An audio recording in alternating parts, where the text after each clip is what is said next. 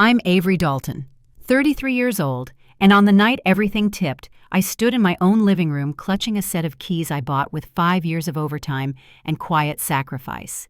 The house creaked the way old Seattle homes do after rain familiar and steady, while a voice I loved told me if I didn't like living with family, I could leave. I looked at the hall I had painted by hand, the crown molding I chose after months of design drawings, and felt a cold, careful stillness settle in my chest. 3 cars lined my driveway that I alone paid for shoes I didn't recognize, sat by the door, and the grocery list on the counter carried a handwriting that wasn't mine. I remembered the day I brought the deed home and slid it beneath the top drawer like a talisman, promising myself I'd always feel safe here. I remembered the first time I opened the windows to the salt air from Elliott Bay, and how the house seemed to breathe with me. Tonight, it didn't. Tonight, it belonged to everyone but me. Before I go any further, tell me where you're listening from in the comments, and if you've ever had to hold the line with someone you love, tap like and subscribe, so this story finds the people who need it. I grew up in a 2-bedroom rental off Highway 99, where my mother Ruth taught us that light stays on when you pay the bill and pride is earned, not borrowed. She worked morning shifts, then evenings, then weekends if they were available, and I learned early to sew a button, balance a checkbook, and stretch a pot of soup. My father left when I was 12, the kind of leaving that doesn't slam a door so much as it erases a chair at the table. And my mother never let bitterness become our family's language. She chose usefulness instead. I discovered drafting in a high school elective, traced porch rails and roof lines until paper felt like a second skin, and promised myself I would build a place where the floor held steady, no matter who left. Architecture became my way of ordering the world. Every line had a purpose, every wall carried its load, and if you were careful, the whole thing stood through storms. The down payment grew in a jar of small decisions, taking the late bus, saying no to trips, learning how to refinish a Craigslist dresser rather than buying one brand new. When I finally walked into the Queen Anne house, a narrow 4-bedroom with views that caught the last gold of the day, I saw not square footage, but a future that fit. The mortgage landed at $2,100 a month insurance, near 300 utilities, about 400 internet and cable, another 200 numbers I stacked neatly against my take-home pay with the precision I gave to load calculations at work. It was tight but honest. I took on occasional freelance projects in the evenings, poured coffee into late nights, and found a rhythm quiet mornings on the deck with the gulls drifting over the bay. Long days at the office, then the slow pleasure of choosing a cabinet pull or a paint color by lamplight. When my mother called 11 months ago, her voice shook the way it used to during winter power outages, and I could hear wind in the line. "The landlord is evicting me," she said first, then softer. "I can't afford the rent anymore."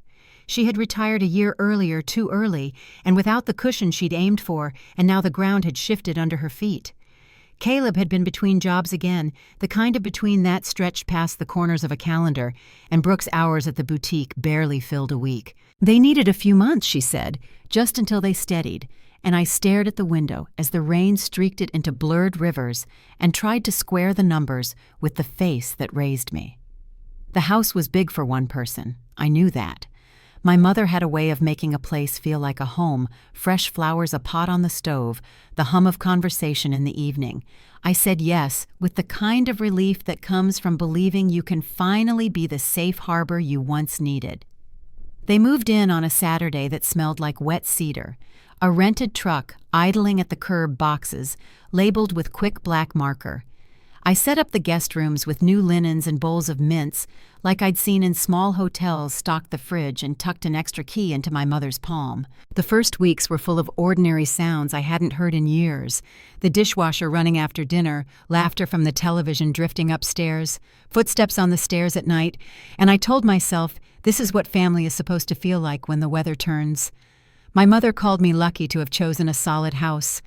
My brother patted the doorframe and said I'd done well, and Brooke admired the sunlight in the kitchen between photos for her social feed. I cooked a little extra, set another plate, and found myself checking grocery sales the way my mother once had a habit I assumed I'd left behind with hand-me-down coats. It was busy, yes, but busy can be a kind of comfort when you believe it's temporary. The difference between my world and theirs showed up in small, harmless ways. At first, the brand of coffee someone preferred the cable package they missed from their last place. A thermostat nudged a few degrees higher with a casual hand. My days ran on schedules, budgets, and drawings measured to the eighth of an inch. Theirs ran on looser time and a hope that things would work out, because they usually did. I told myself contrasts aren't conflicts, that love is a bigger room than any floor plan, and that generosity always fits if you arrange the furniture just right.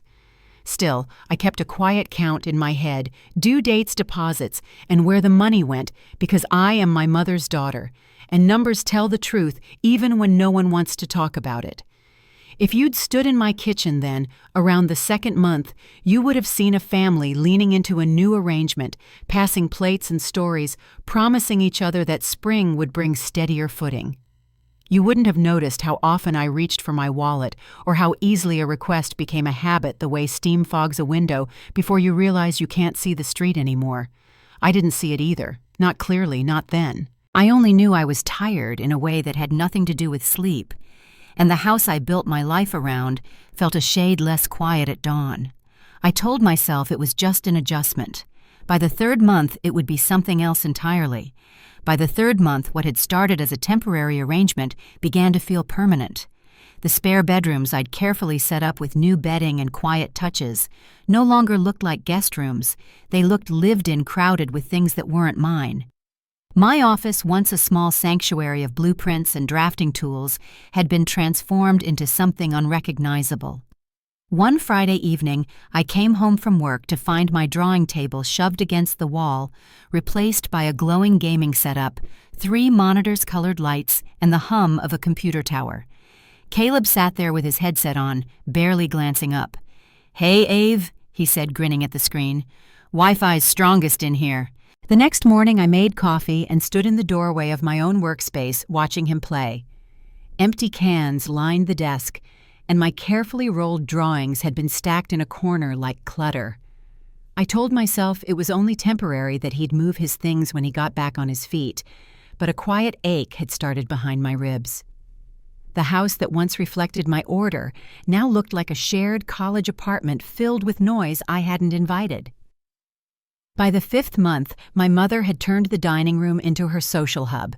Tuesdays were book club, Thursdays were coffee with church friends, and Saturdays were bridge. The laughter was constant, the doorbell never silent. Every time I came home late from the office, there seemed to be another group in my kitchen pouring coffee from my pot, their voices rising over each other. My mother's face always lit up when I walked in. "Oh, sweetheart, you're just in time." We were talking about that new restaurant on Queen Anne, but there was never a seat left for me at the table. I'd retreat to my room with my takeout box, pretending the noise was comforting. Cooking had turned into another obligation I hadn't agreed to. Somehow I'd fallen into the rhythm of making dinner for 4 after 10-hour workdays, checking everyone's preferences before stopping at the grocery store. The lists kept getting longer: organic vegetables, specific coffee beans, cuts of meat that cost half a day's pay. No one ever reached for a wallet. It wasn't the money alone that wore me down. It was the assumption that I'd keep providing without question. By the time the dishes were washed and the counters cleared, everyone else was already on the couch, scrolling or laughing at a show I wasn't watching. Packages began to arrive every afternoon, neat cardboard boxes stacked by the door with Brooke's name on them. Designer purses, makeup kits, and shoes she'd show off in the living room, twirling them in her hands. "Retail therapy," she called it with a laugh. "Keeps me sane while Caleb figures things out." I nodded, though I couldn't help calculating the cost each time, comparing it to the mortgage that came out of my account every month. At work, the exhaustion followed me. My eyes burned from too many sleepless nights, my concentration slipping on details that once came easily. Martin Hale, my boss, pulled me aside one afternoon. "You've looked tired lately," he said gently. "Everything okay at home?" I wanted to answer honestly, to explain that my house didn't feel like mine anymore, that I couldn't find quiet even when I paid for it. Instead, I told him it was just family staying for a bit. He nodded, though I could see the concern in his face. That evening, I sat in my car outside the house, the light from the front window spilling across the lawn. I didn't want to go in. The small moments added up. A sticky note appeared on the refrigerator one morning in my mother's tidy script. "Today's list: pickup, Dry cleaning vacuum. The living room before book club. Caleb's laundry is piling up. I stared at the last line until the coffee in my hand went cold. Caleb's laundry. My 29-year-old brother's laundry. When I came home that night, the dishes from lunch were still in the sink. "Honey, we had to order pizza again," my mother said as I walked through the door, her arms crossed. "You didn't get home in time." I scrubbed the plates in silence while they ate the pizza I'd paid for, and when I went upstairs, I heard Caleb laughing through his headset, telling a friend how my sister's got this big house all to herself. Well, had it to herself, pretty wasteful if you ask me. The words stayed with me like a bruise. Brooke's voice followed days later, sharp in the kitchen. "Avery, you ever think maybe you're too particular? You're not getting any younger, you know. Maybe if you weren't so picky, you'd have someone to share all this with." She smiled like she'd offered advice, not insult. I didn't reply. I just folded another grocery receipt into my pocket, the total higher than my patience. By the 10th month, the weight of it all began to show. My savings, once a safety net, had dwindled down to numbers that frightened me. The mortgage, utilities, and groceries left little room to breathe. Every morning I'd check my balance before leaving for work, hoping the numbers might rise on their own. They never did. The house looked perfect from the outside, fresh paint, neat hedges, but inside the air felt tight. One night after another long day, I sat on the couch and tried to start a conversation. "It's been almost a year since you moved in," I began, my voice careful. "Maybe we should talk about next steps." My mother's face changed instantly, her eyes filling with practiced tears. "I can't believe you're counting the months," she whispered. "After everything I gave up for you." Caleb shook his head, his voice low and accusing. "Wow, Ave. Cold.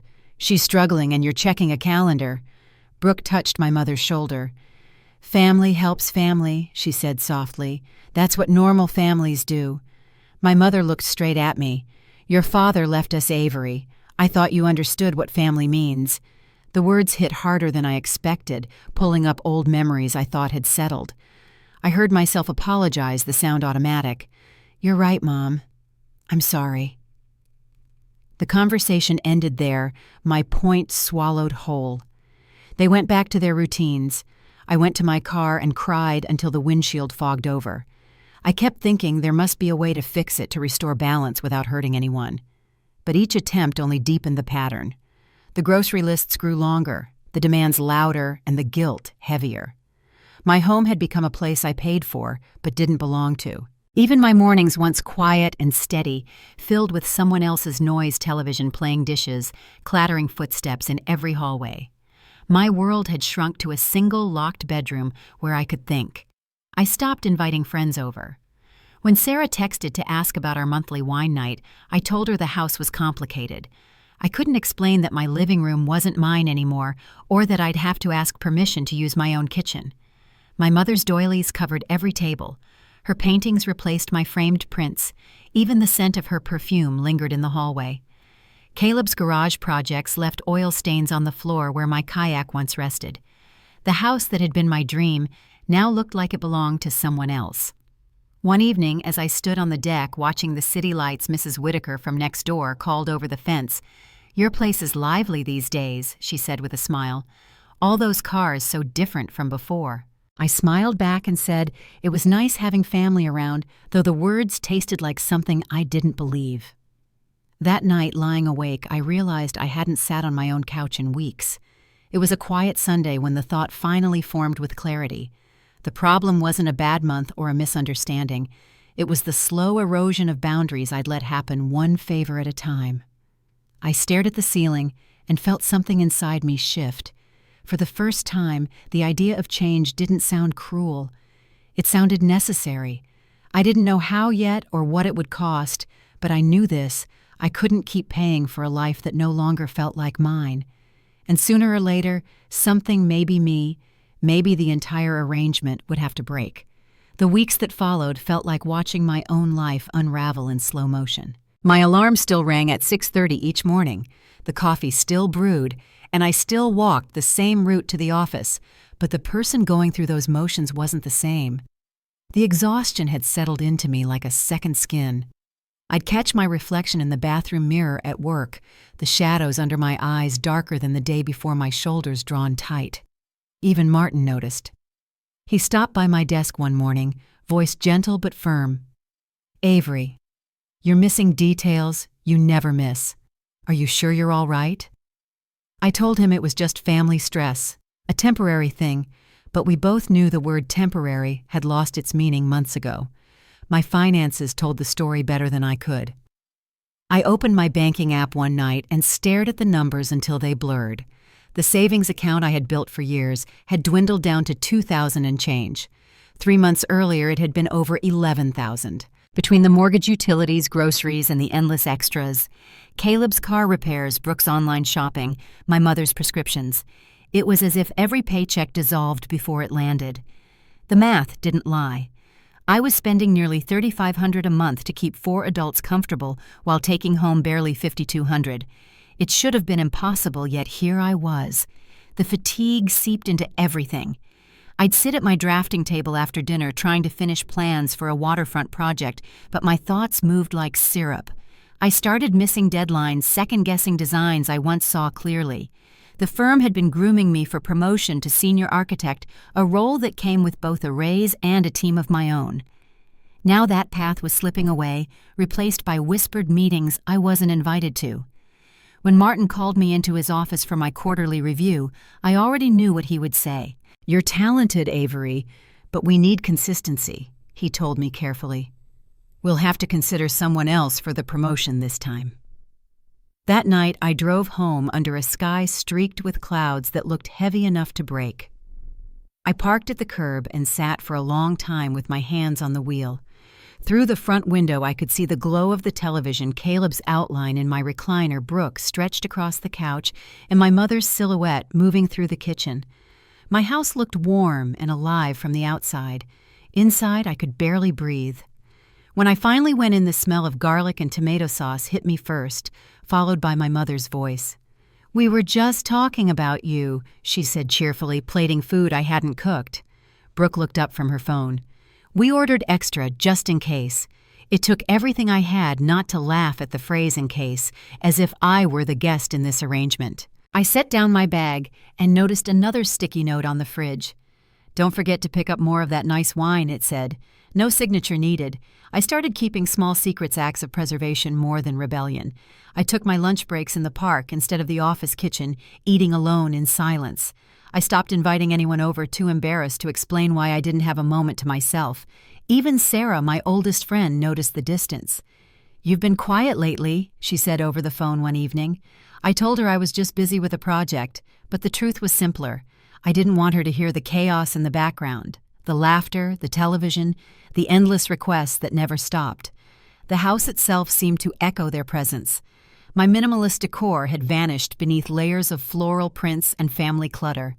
The calm gray walls now held my mother's watercolors unevenly framed and hung wherever she saw fit. "It needed warmth," she said when I hesitated.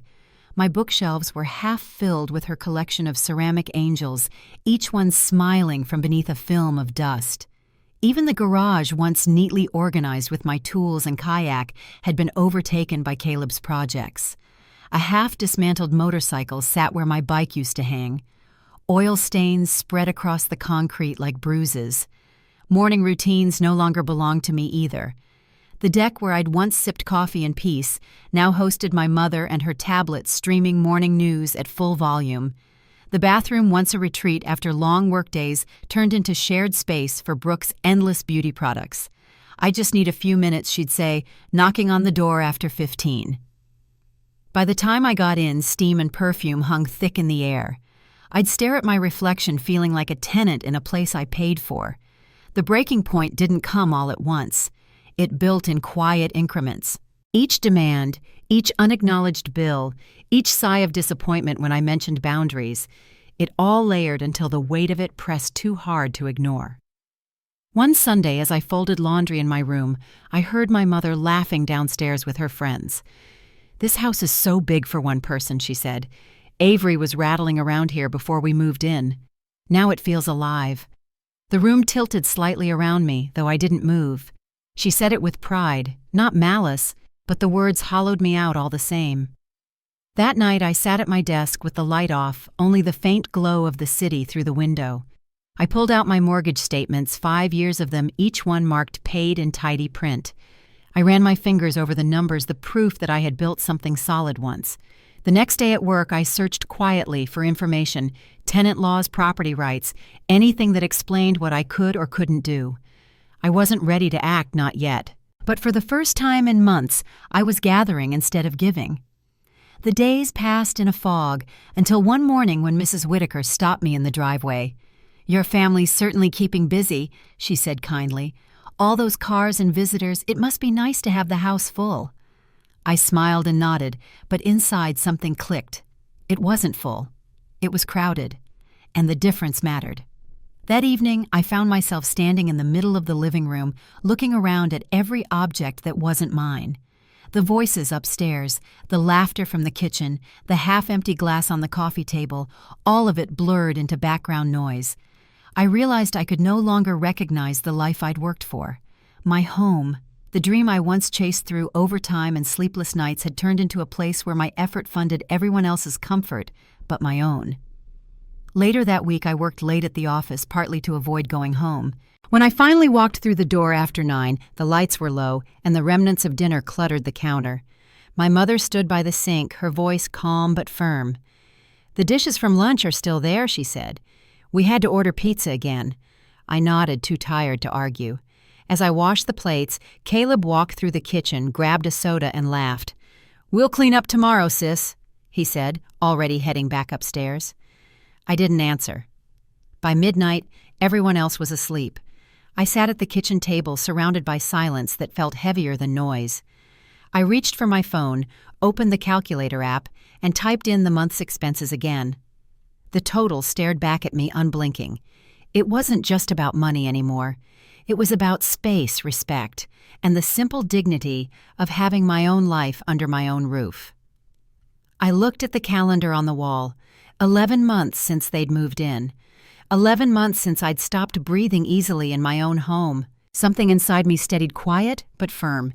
I didn't know exactly what the next step would be, but I knew there would be one. The line between patience and surrender had blurred too long, and it was time to draw it back. I turned off the light and went upstairs, the floorboards creaking beneath my feet.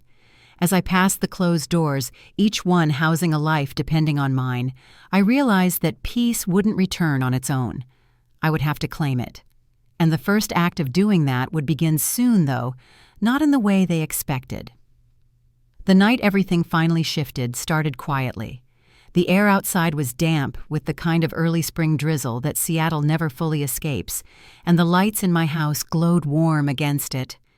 From the sidewalk, it probably looked like a home filled with love, a family gathered around dinner, laughter floating through the windows.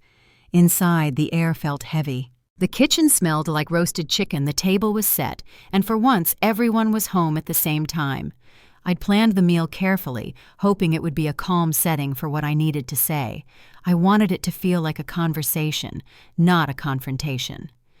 When we sat down, I could hear my pulse in my ears. I waited until plates were filled and conversation had settled into small talk before speaking. "There's something important I'd like to discuss." I began steadying my voice. Caleb didn't look up from his phone.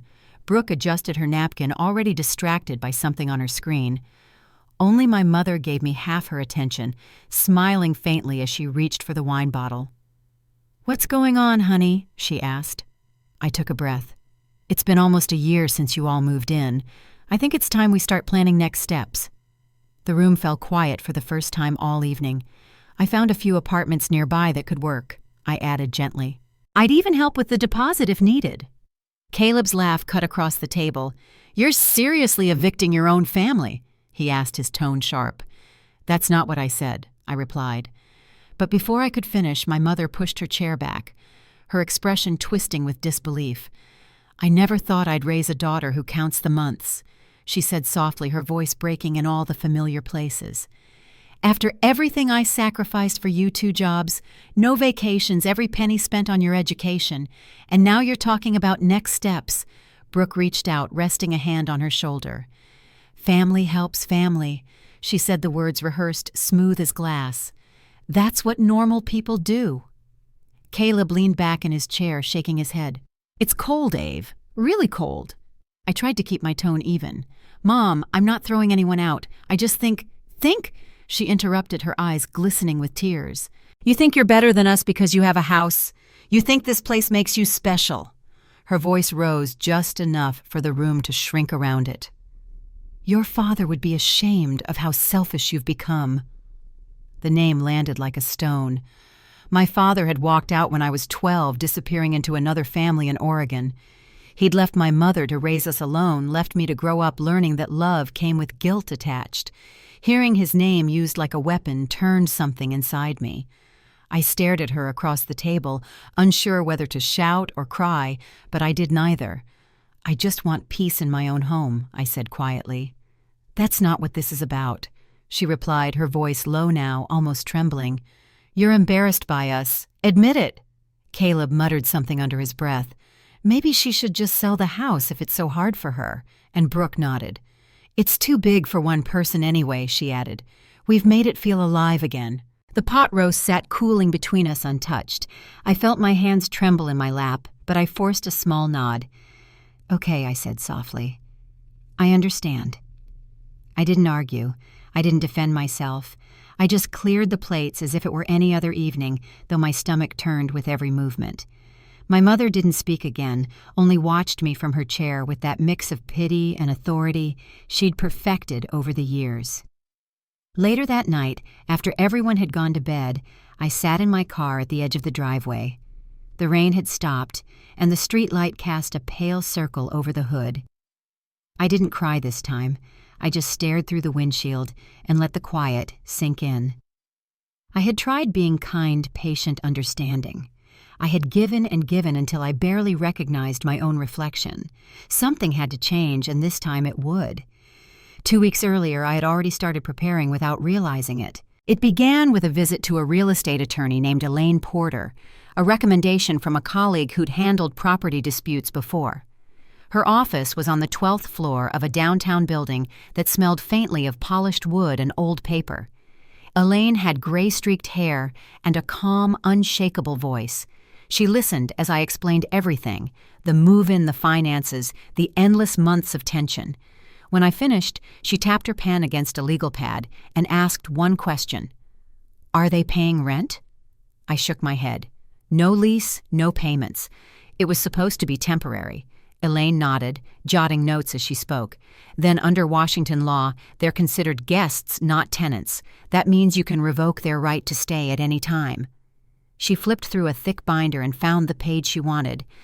"If you'd like to proceed, we'll prepare a formal notice to vacate 30 days' notice, though legally you could give less." The words formal notice sounded harsh in the air, like something that belonged in a courtroom, not my living room. "Would they have any grounds to fight it?" I asked quietly. Elaine smiled faintly, not unkindly. "They can try, but they have no legal standing. The deed is in your name. Every payment came from your account. The law is entirely on your side." She slid her business card across the desk. "When you're ready to take back your home, call me. We'll make it official." I tucked the card into my wallet that day, unsure if I'd ever use it. But after that dinner, the tears, the accusations, the way my mother threw my father's name across the table like proof I knew I couldn't keep waiting. That night, I pulled out the card and set it on my nightstand, the gold lettering catching the lamplight. Over the next several days, I moved quietly. Every mortgage statement went into a folder labeled House Documentation. I photographed each payment, keeping digital copies in case I needed them. I opened a new checking account at a different bank so my mother couldn't charm the tellers into giving her details. I transferred my direct deposits, my savings, every bit of financial control I could. The property deed, which I'd stored in a file drawer for years, went into a safe deposit box at the bank downtown. I ordered 3 certified copies, one for myself, one for Elaine, and one for backup. Late at night, when the house was finally silent, I read through Washington's property statutes, highlighting sections about guests and eviction procedures. I bookmarked the official pages, printed them, and filed them neatly behind my mortgage records. I even contacted 3 moving companies asking for estimates just to understand the logistics. Their quotes sat saved in my phone, each one a quiet promise of an escape route I hadn't yet taken. One evening as I closed my laptop, my mother appeared in the doorway. "You've been awfully secretive lately," she said lightly. "Work problems?"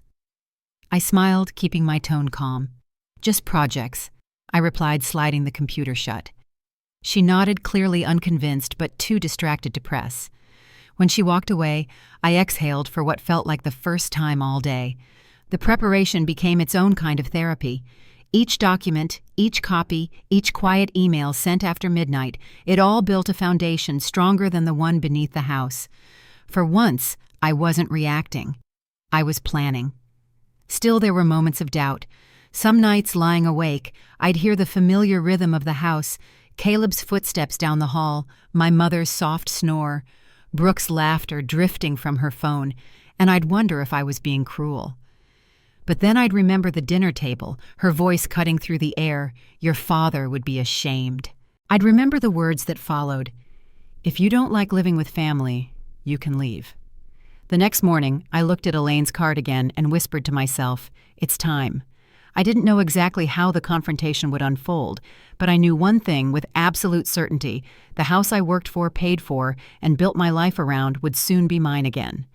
I placed the card in my bag and checked my phone. Tomorrow, I'd make the call. Elaine answered my call the next morning, her tone brisk but kind. "You're ready," she said, more as a statement than a question. I told her I was. By the afternoon, we had an appointment set for 3 o'clock that day. I left work early, signing out of my drafting software without offering anyone an explanation. The drive downtown felt longer than usual. Traffic crawled along the viaduct, the water below gray, under a blanket of low clouds. For the first time in months, I wasn't anxious. I was steady. Elaine's office felt the same as before. Warm wood, soft light, the faint scent of coffee. She reviewed the paperwork. I brought my deed bank statements and 5 years of mortgage payments. Her nod was approving. "You've done your homework," she said, sliding the documents back across the table. "This makes my job simple." She began drafting the formal notice, her fingers quick on the keyboard. 30 days is generous, she added. Most people wouldn't be this patient. I didn't respond. The generosity wasn't for them. It was for me to know I'd done this with decency intact. Before I left, Elaine printed 3 copies of the notice, each bearing the gold notary seal at the bottom. "I can serve as witness," she offered. "It carries more weight if it's done in person." I agreed without hesitation. We arranged to meet at the house at 3 o'clock the following afternoon. As I stood, she gave me one last piece of advice. "Stay calm. Let the documents speak. You don't owe explanations." That night, I typed a text with careful precision. "Family meeting at 3 tomorrow. Important. Please be home." My mother responded instantly. "Finally coming to your senses." Caleb replied with a shrug emoji. Brooke said nothing. I put the phone face down and didn't touch it again. The next morning I woke early, long before my alarm. The air in my room felt still, like the house itself was holding its breath. I showered, dressed in the charcoal blazer I wore for client presentations, and tied my hair back neatly. At the bank I printed 5 years of payment records and placed them in a slim folder. The teller who handed them over smiled politely, unaware that I was arming myself for battle. Before heading home, I stopped at a small boutique on 5th Avenue. I needed something that made me feel like myself again. I left with a white button-down and a simple silver bracelet, unnecessary but grounding. If I was reclaiming my home, I wanted to look like the woman who built it. At 2:45, I parked across the street from my house. Elaine's silver sedan pulled up behind me a few minutes later. She stepped out, briefcase in hand, her expression unreadable. "Ready?" she asked. "Ready," I said. The walk up the driveway felt longer than usual. Through the window I could see Caleb on the recliner, Brooke at the dining table painting her nails, and my mother perched on the couch with her tablet. The television blared, some talk show laughter spilling into the hall. As Elaine and I entered, all 3 looked up. "Avery," my mother said, standing. "And who's this?" "This is Elaine Porter," I said evenly. "My attorney." The television suddenly seemed louder. Caleb's grin faltered. Brooke froze mid-motion, her nail polish brush suspended in air. My mother's expression changed first to surprise, then to disbelief. An attorney. What on earth for? Elaine placed her briefcase on the coffee table, unfastened the clasps, and laid out the documents with measured calm. Mrs. Dalton, she began. I'm here as a legal witness for Ms. Dalton regarding property ownership. My mother's voice rose slightly. Property ownership? This is ridiculous. Elaine ignored the protest, pulling the first paper free. This, she said, holding it up, is the deed to this property, purchased by Ms. Avery Dalton 5 years ago. Sole owner. The words hung in the air. Caleb tried to laugh. We know it's her house, he said. So what? So Elaine continued setting the deed aside. As the sole owner, she determines who is permitted to live here. She withdrew the next stack of papers. These are mortgage records, 5 years of payments made exclusively from Ms. Dalton's personal account. The room went still. Even the TV noise seemed distant. My mother looked between us, confusion clouding her face. Avery, stop this, she said quietly. You can't be serious. Elaine opened the final folder, revealing the official notice. The gold seal glimmered faintly under the light. This, she said, is a 30-day notice to vacate, effective immediately. Brooke blinked. Vacate like move out? Yes, Elaine replied. Under Washington law, you are classified as guests, not tenants. Since you've paid no rent or contributed financially. Guests can be asked to leave at any time, though. Ms. Dalton is granting a 30-day courtesy. My mother sank back onto the couch, color draining from her face. You're evicting your own mother, she whispered. I spoke for the first time. No, Mom. I'm ending your guest status just like you ended mine when you told me to leave my own home. Caleb stood suddenly, his voice sharp. This is insane. You can't just throw us out. We've lived here almost a year. Elaine didn't flinch. Length of stay does not create tenancy without a lease or rent payments. The law is very clear on that point. She slid a copy of the statute across the table. You are welcome to review it or contact your own counsel. Brooke's voice cracked. You can't do this. We have nowhere to go. I met her eyes, calm and steady. I had nowhere to go either when you told me I could leave. Caleb's hand clenched into a fist, but Elaine's tone cut through before he could speak. I would strongly advise against damaging property or interfering with Ms. Dalton's belongings. That could prompt immediate police involvement. My mother's shoulders sagged. Where are we supposed to go? She asked softly. The same place you expected me to, I said. Anywhere else? For a long moment no one moved. Then Elaine gathered the documents, snapping her briefcase shut. Copies are on the table, she said, her tone neutral. You have until this date to vacate. After that, formal eviction proceedings will begin. My mother didn't take the papers. They fluttered onto the coffee table as Elaine placed them down. Caleb muttered something under his breath, but I didn't respond. I signed the final line in front of them, my hand steady, and laid the pen beside the folder. Elaine turned to me. I'll follow up next week, she said. You handled this correctly. She nodded once, then left her heels echoing across the hardwood. The silence that followed was deafening. The TV was still on some commercial for detergent playing too loudly. I walked over and turned it off. My mother's voice trembled. You've changed, Avery. I looked around the room, the rearranged furniture, the cluttered shelves, the life built on my work and their disregard, and answered quietly I had to. I left them sitting there, the notice still on the table. As I stepped outside, the sky had cleared. The air smelled faintly of rain, and something new like space. For the first time in nearly a year, I didn't feel like a visitor in my own life. By the next morning, the phone started ringing. My mother, first then Caleb, both demanding explanations, trying to bargain. I didn't answer.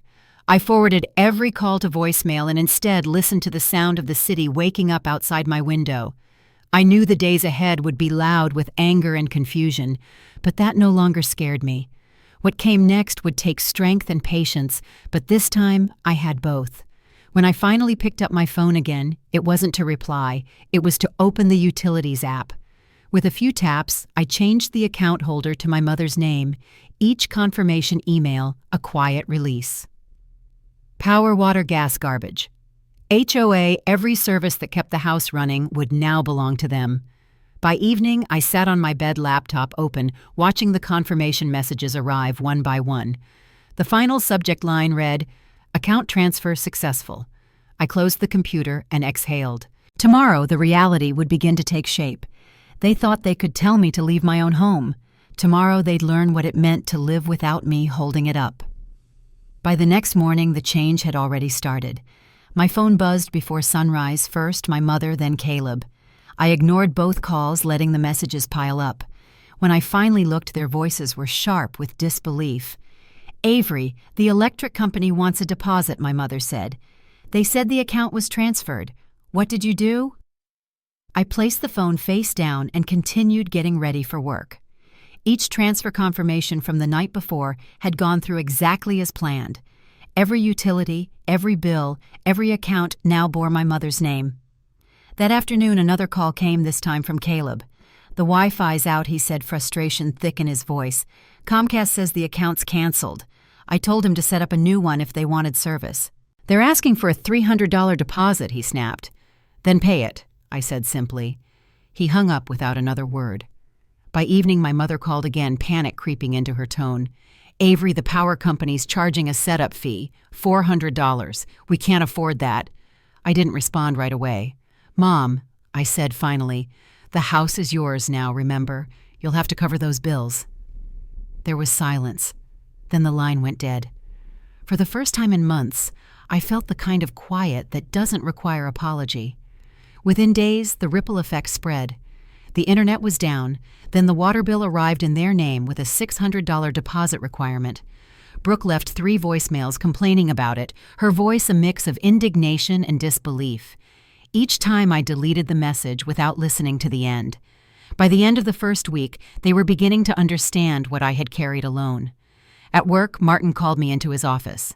"You look lighter," he said, studying me for a moment. I smiled faintly. "Just catching up on things," I told him. For the first time in months, my focus returned. My designs came together cleanly again, my deadlines met with precision. The noise that had filled every corner of my life was gone. A few evenings later, Mrs. Whitaker stopped me by the mailbox. "Everything all right, dear?" she asked gently. "I saw a moving truck in your driveway this morning." I nodded. "It's fine," I said. "Just a change of plans." She smiled, patting my arm. "Good for you. Sometimes peace costs a little upheaval." By day 7, the calls slowed. My mother's messages grew shorter, less angry, more resigned. Then, on the 14th day, my phone buzzed again, this time with a number I didn't recognize. I answered and heard Caleb's voice subdued for once. "We're moving," he said. "Found a 2-bedroom in Kent. It's small, but it's something." His tone carried no sarcasm, only fatigue. "I got a job at the Amazon warehouse. Not great money, but it's steady." "That's good, Caleb," I said quietly. He hesitated, then added, "The deposit's steep, though." I already knew what he was asking. Without a word, I opened my banking app and transferred $2,000 to his account. "That should help," I told him. "You'll need a fresh start." There was a long pause before he said, "Thanks, Ave." The following week, I drove past my house on my way home from work. A U-Haul sat in the driveway, the back door open to stacks of boxes. Through the window, I saw Brooke wrapping dishes in newspaper while my mother folded blankets on the couch. I didn't go in. I parked across the street and watched quietly for a few minutes. The scene looked almost peaceful, 3 people finally packing for a life that no longer depended on me. On the 25th day, they called to let me know they'd be gone by the weekend. I returned that evening to supervise the move, making sure nothing that belonged to me disappeared with them. My mother avoided eye contact, her jaw set tight. Brooke muttered under her breath while Caleb loaded boxes. When the last one was carried out, the air inside the house felt lighter. On the 28th day, my mother finally spoke to me. She stood by the kitchen counter, her hands clasped around the set of house keys. "I suppose you're happy now," she said. I met her gaze. "No," I replied, "but I'm at peace." She exhaled through her nose a small, tired sound. "We're your family."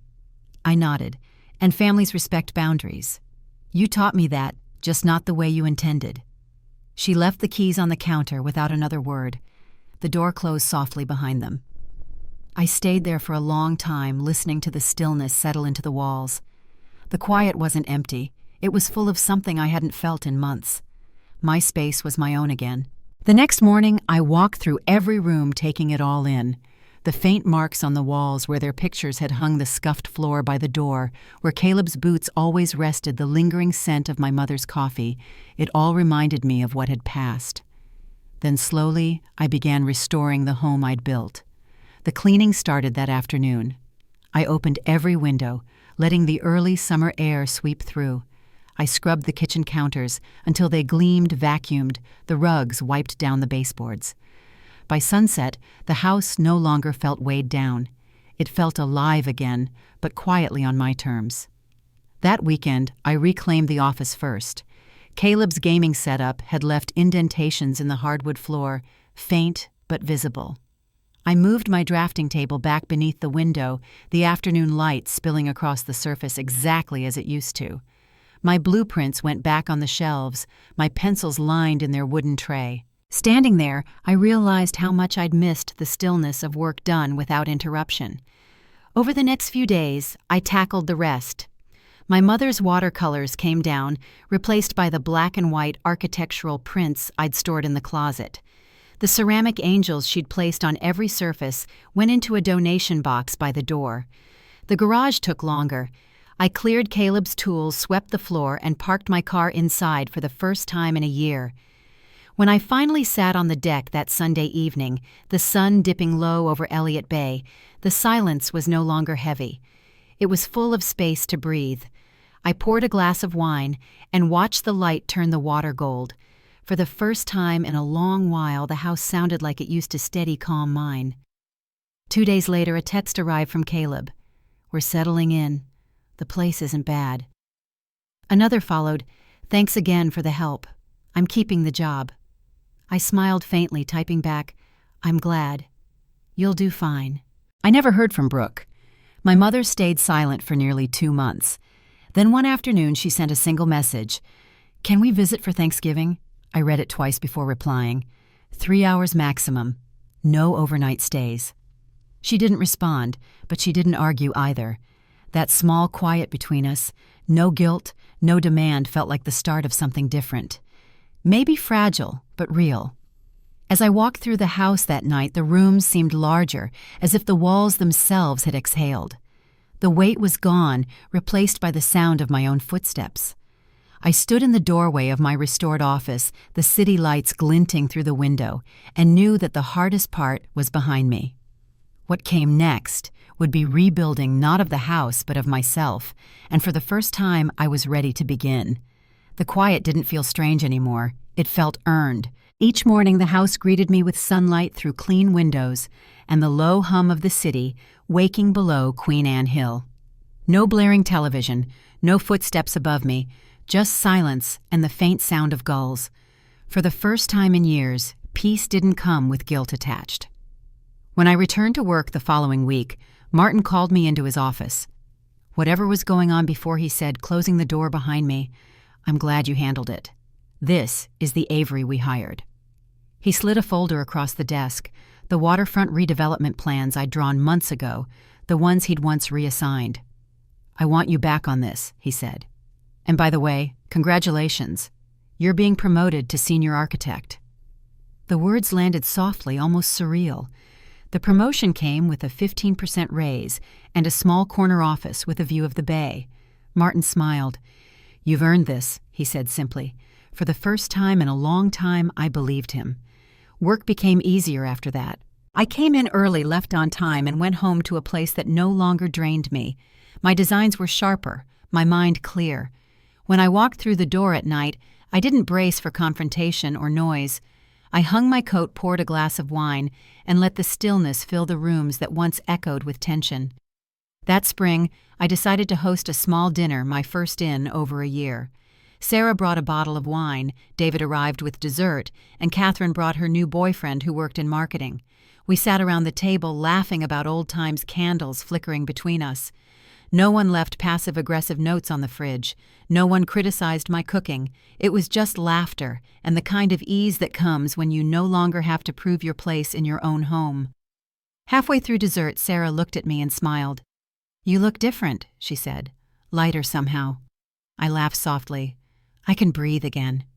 She nodded like she understood.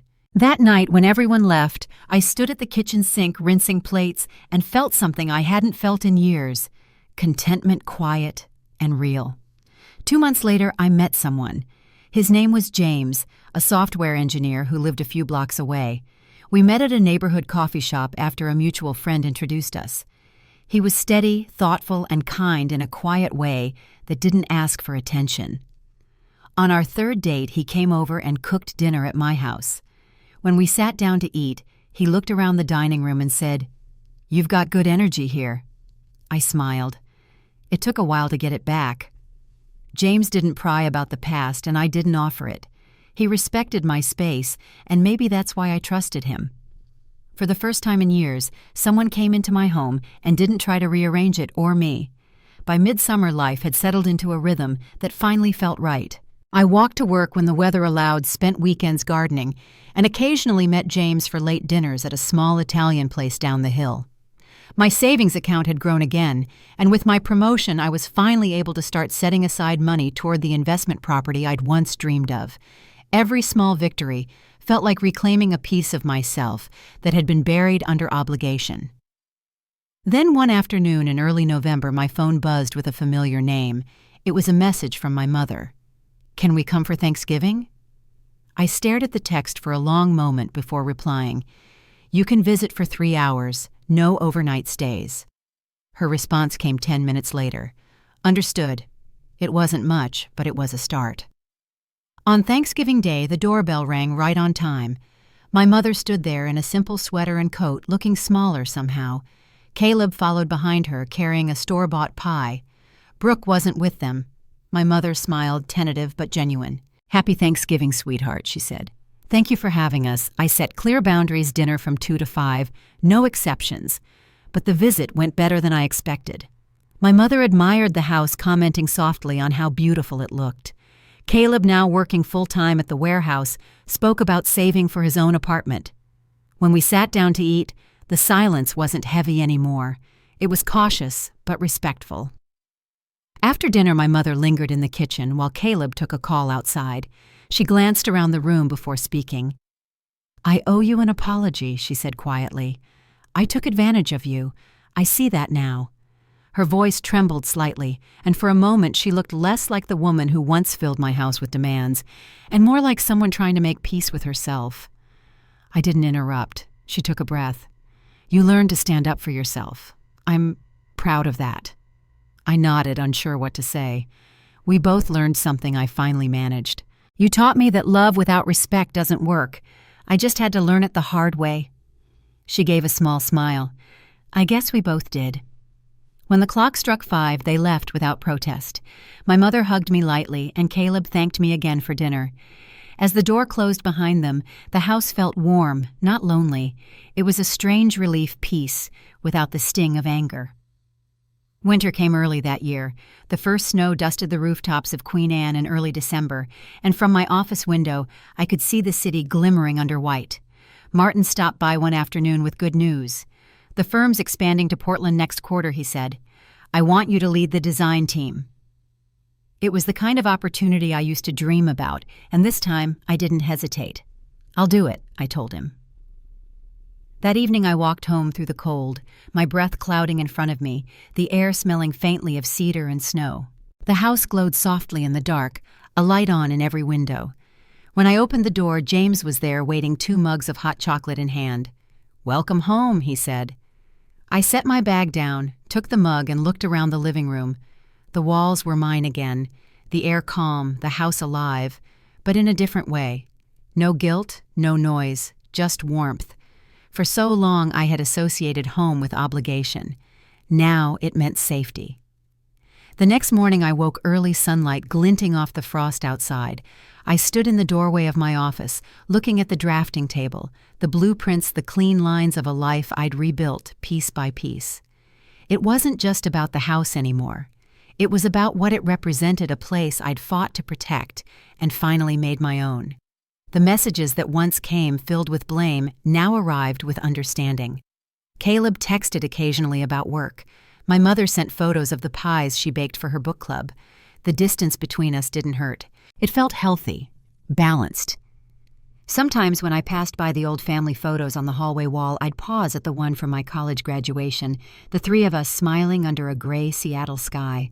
Back then, I thought love meant carrying everyone's weight. Now I knew love could also mean letting go. The past year had tested every boundary I had stripped me down to the person I was before guilt took root. And standing there in the house I'd fought for, I realized something simple: justice hadn't come through anger or revenge. It came through peace, the kind I built with my own two hands. As I turned off the lights and headed upstairs, the house felt steady beneath my feet, the way it had the first day I moved in. The sound of the wind outside was soft against the windows like a reminder. The hardest part was over, but one more test of strength, one last conversation, was still waiting. The first time my mother asked to stay overnight again, it was Christmas week. Snow had covered the hill in soft white, and the city below sparkled under the glow of holiday lights. Her text came early that morning. "Can we stay just one night? Hotels are so expensive this time of year." I stared at the message for a moment before replying. "There's a La Quinta 10 minutes away, Mom. I'll send you the link." I expected a fight, but it never came. Maybe she already knew that boundary wasn't moving. That evening, I received another message. "Thank you, sweetheart. We'll come for dinner instead." And that was enough. By then, things had settled into a rhythm that felt both new and familiar. Caleb called once or twice a month, usually after work. He talked about getting promoted to shift supervisor and saving up for his own car. I could hear pride in his voice when he said it. Brooke wasn't in the picture anymore. They'd separated quietly that summer. "It just wasn't working," Caleb said simply. I didn't press. Sometimes peace means letting silence hold what doesn't need to be explained. My mother had softened too. Our phone calls were shorter but gentler. She asked before stopping by, always phrasing it as a question instead of a declaration.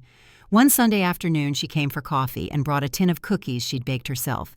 "I've been reading about budgeting," she said almost sheepishly. "It's harder than I thought living alone."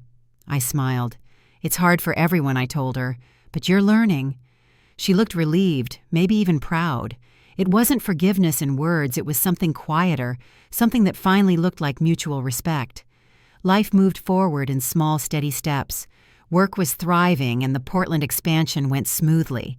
My designs earned positive attention, and Martin nominated me for a regional architecture award. When the email arrived confirming I'd won, I sat in my office for a long time, just breathing. It wasn't about the title or recognition, it was about knowing I hadn't lost myself to the noise of someone else's chaos. James and I grew closer too. He was steady in a way that made life feel simple. We spent weekends exploring coastal towns or just staying home cooking dinner together. He'd hum while he worked on his laptop in the living room, the sound blending with the rain tapping against the windows. One night he looked up and said, "You've built a beautiful life here." I glanced around the clean lines, the soft light, the quiet that once felt empty but now felt whole, and realized he was right. When Thanksgiving came again, my family arrived on time. My mother brought her famous pot roast, and Caleb carried a small box of pastries from the bakery near his apartment. The visit lasted exactly 3 hours, just as planned. Before leaving, my mother looked around the house and said softly, "You've made this a home again." I nodded, handing her her coat. "It always was," I said. "I just needed to remind everyone whose it is." She smiled, a small knowing one, and for the first time, she didn't argue. The months that followed were calm. I saved enough to put a down payment on a small investment property, an old craftsman in need of love. Standing in its doorway, paint peeling and sunlight spilling across the worn wood floors, I felt that same spark I'd felt when I first bought my Queen Anne home. I signed the papers and decided to restore it, not just as an architect, but as a person who understood what rebuilding truly meant. One spring evening, I sat on my back deck, a glass of wine in hand, watching the sunset fade behind the skyline. The air smelled like salt and blooming lilacs, and for the first time, I wasn't waiting for something to go wrong. Mrs. Whitaker waved from her yard next door, her cat weaving between her legs. "Peace looks good on you," she called out. I smiled. "It feels even better," I said. As the light dimmed, I thought about the year that had changed everything. the house that became a battleground, the night I left to sleep in a Walmart parking lot, and the moment I walked back in with a lawyer and a plan. Justice hadn't come from revenge or shouting matches. It had come quietly through boundaries, through strength that didn't need to scream. My mother once said that love means sacrifice. Maybe she was half right. Love does ask something of us, but not our peace, not our dignity. It asks for honesty, respect, and sometimes the courage to walk away until both sides learn what those things mean. Now, when I walk through my home, I see more than rooms and walls. I see every version of myself that fought to exist here, the one who doubted, the one who cried in the driveway, and the one who finally said, enough. I'm proud of all of them. If you've ever had to stand up to family or reclaim something that was rightfully yours, I hope my story reminds you that it's never too late to draw the line, and that peace, once protected, is worth everything. Thank you for listening. If this story spoke to you, share it with someone who needs a little reminder that strength doesn't always roar. Sometimes it just says quietly but firmly, "This is my home. This